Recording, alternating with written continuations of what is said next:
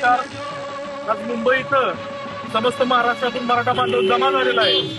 हा मराठा समाज आपल्याला गरज आलेला आहे. कोणीही आपल्या मजेसाठी किंवा फिरण्यासाठी आलेलं नसून आपल्या पुढच्या पिढीच्या भविष्यासाठी इथं आम्ही जमा झालेलो आहे. आणि आगामी सरकारला भीक मागत नाही, आमच्या हिश्श्याचं आरक्षण आम्ही मागतोय.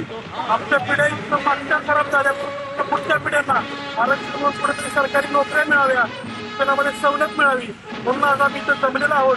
परंतु सरकारनं हॉटेल बंद केली, शौचालय बंद केली, अशा प्रकारे आंदोलकांना त्रास देण्याचं काम हे सरकार करत आहे.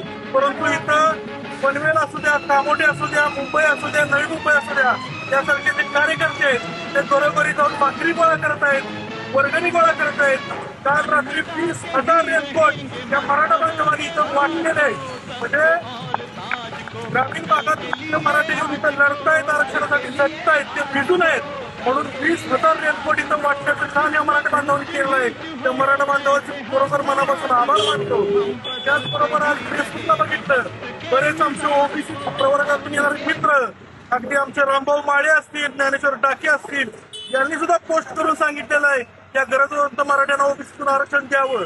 म्हणजे ओबीसीचा आम्हाला विरोध नाही, एससी एसटी वाल्यांचा आम्हाला विरोध नाही, परंतु हे सरकार का विरोध करतंय याचा जाब जनतेने या सरकारला विचारला पाहिजे.